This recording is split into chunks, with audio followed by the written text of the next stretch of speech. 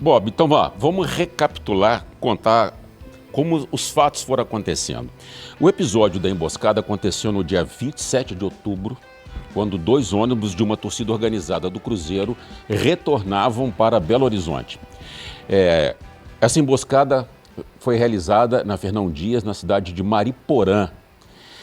Quem provocou a emboscada foi a torcida Mancha Verde.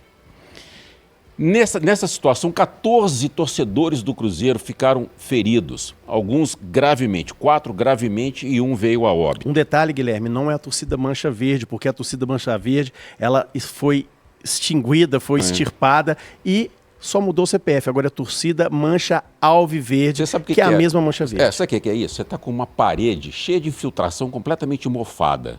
Aí você não arruma infiltração, você vai lá e passa só uma tinta. Passa a massa por cima. Não, passa uma tinta. Sabe o que vai acontecer daqui uns dias? Vai manchar de novo. Ela vai voltar a ficar toda manchada mofada, de verde. Isso. Não é? Exatamente. Então, assim, é mancha verde. Bom, Bob, isso aconteceu num domingo, no dia 27. No dia 28, na segunda-feira, a Polícia Militar de Minas Gerais entregou um relatório técnico ao Ministério Público, alertando que aconteceria o jogo da volta no dia 4 de dezembro, em Belo Horizonte, e que estariam aqui torcedores do Palmeiras de uma torcida que tem uma grande rivalidade com a torcida do Cruzeiro, que esse era um jogo de risco. No dia 30, o Ministério Público, de posse desse documento, ele emitiu um relatório técnico de recomendações ministerial que ele entregou a vários órgãos.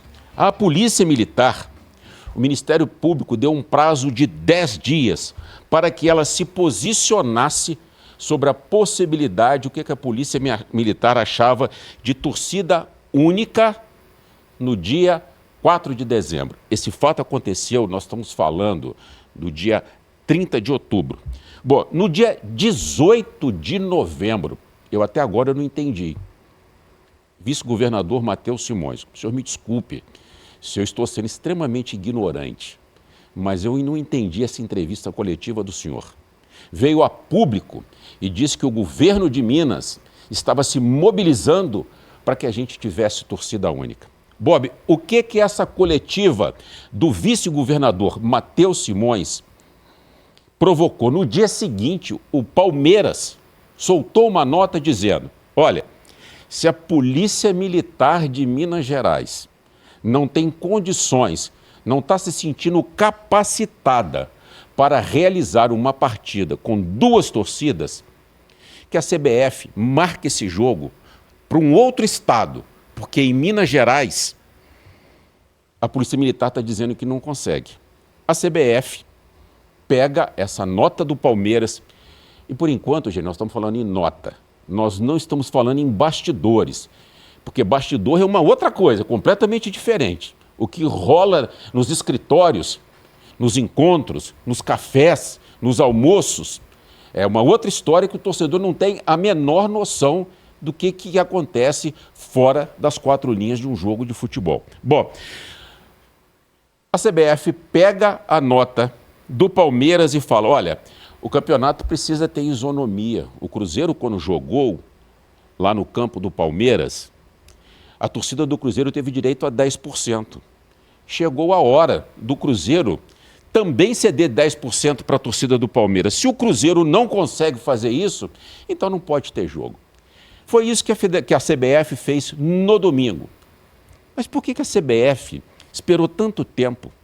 Ela só soltou essa nota no dia 1º de dezembro, quando o Palmeiras tinha se manifestado no dia 19 de novembro.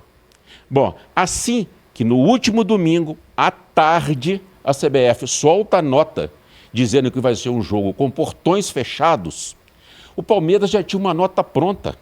A nota do Palmeiras estava prontinha. Saiu logo em seguida dizendo que ele, Palmeiras, se sentia prejudicado, porque iria jogar aqui sem ter o direito dos 10% da torcida, né? O Cruzeiro questão de minutos, a diferença de uma nota para outra. Minutos. O Cruzeiro só se manifestou na segunda-feira. Não sei por quê. Aguardou, o Cruzeiro tinha um jogo no domingo à noite. Nesse meio de tempo, o Botafogo venceu o Palmeiras. Pois é. Na terça-feira da semana passada, teve o tal jogo que todo mundo estava dizendo que seria a grande decisão do campeonato, porque quem vencesse abriria 3 pontos de frente.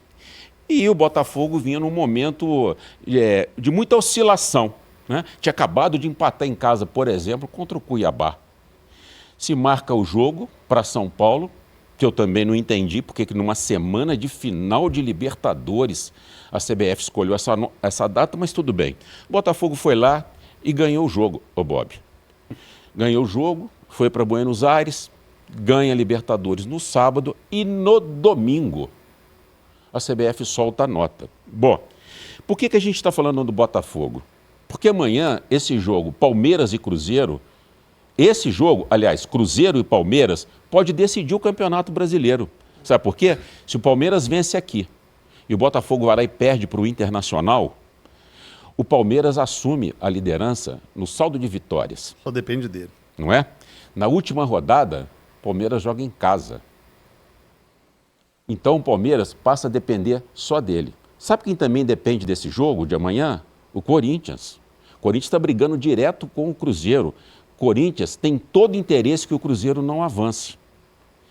Então, por que a CBF tomou essa medida a poucas horas da realização do jogo na quarta-feira? O Cruzeiro está se movimentando nos bastidores.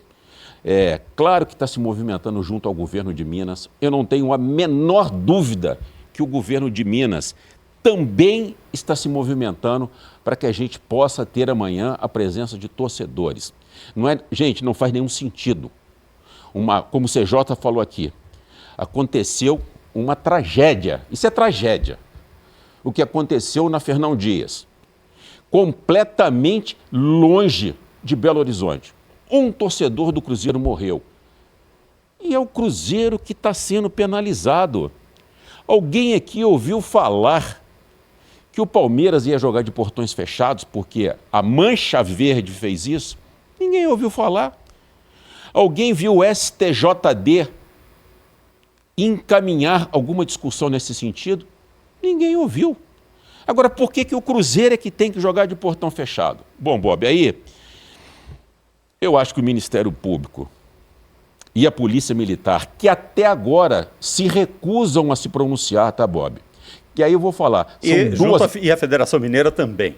São duas grandes instituições de Minas Gerais. Nós tentamos hoje, eu, Gabi e mais as pessoas que me auxiliaram da área de comunicação, uma nota do Ministério Público. Ministério Público, a comunicação de vocês é um vexame. É um vexame. Porque ficou um transferindo ligação para o outro, até que a quarta pessoa falou: nós temos uma jornalista que trabalha home office e só ela que pode atender a vocês. E ela só atende através de e-mail. Imediatamente nós encaminhamos um e-mail. E até agora, Bob, às 20 horas e 31 minutos, o Ministério Público não respondeu nada. Polícia Militar de Minas Gerais, que vexame. Que vexame. Por que vocês fizeram isso? Por que vocês correram lá no Ministério Público com medo de fazer a segurança de 2, 3 mil torcedores do Palmeiras? Se vocês têm medo de fazer a segurança no estádio de futebol, o que a nossa sociedade pode esperar de vocês? E essa criminalidade que está lá fora? E as nossas comunidades lotadas de traficantes? Por que vocês não sobem lá para acabar com essa pouca vergonha? A comunicação da PM não quer se pronunciar. Falou que não vai dar nenhuma satisfação para a sociedade. Então nós estamos aqui.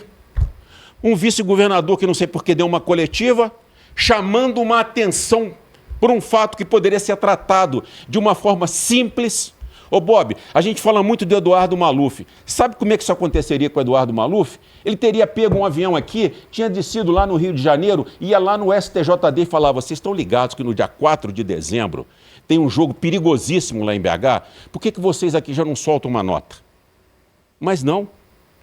Nós tivemos que fazer um barulhaço. E agora, olha o que o barulho resultou. Nós estamos com portões fechados num jogo que passa a ser, nesse momento, o mais importante do Cruzeiro na temporada. O Ministério Público se recusa a dar satisfação à sociedade. Polícia Militar se recusa. Governador Zema, uma vergonha para o senhor, governador. Matheus Simões, uma vergonha para o senhor. A CBF é maior do que Minas Gerais. A CBF tem mais força que Minas Gerais. A CBF manda no nosso estado. Que vergonha! Que falta de prestígio! Que falta de força! Nós vamos aceitar isso? Estou aqui recebendo aqui, ó, amigos meus atleticanos estão me mandando mensagem aqui. Que vergonha para Minas Gerais! Que vergonha para as nossas instituições! Como nós estamos fragilizados? Faça alguma coisa. Se amanhã o Mineirão estiver com portões fechados, saibam que vocês decretaram a falência da segurança pública em Minas Gerais. A presidente do Palmeiras lavou a cara de vocês. A presidente do Palmeiras falou, se vocês não conseguem dar garantia, então Minas Gerais não pode ter jogo. Agora, como é que no início do ano, no Palmeiras e São Paulo, aqui no Mineirão, vocês aceitaram fazer com torcida dividida? E vocês sabiam que eram dois clubes de muita rivalidade. Por que lá no início do ano podia fazer e agora não pode? Tá cheirando, hein? Tá cheirando. Não tem explicação para o que vocês fizeram. Não tem. Uma vergonha, tá? Fico muito triste de ser mineiro e estar presenciando. E não estou falando isso porque eu sou atleticano, não. Porque se tivesse acontecido com o Atlético, pode ter certeza que eu estaria falando também. Cruzeirense, né? Eu sou cruzeirense, se tivesse acontecido com o Atlético, eu teria falado da mesma forma. Uma vergonha o que vocês estão fazendo. O Brasil inteiro está vendo a nossa incapacidade, como a dona Leila falou. Agora, Bob, eu quero falar sobre o senhor Edinaldo Rodrigues, presidente da CBF. Como é que o senhor Edinaldo chegou lá em cima?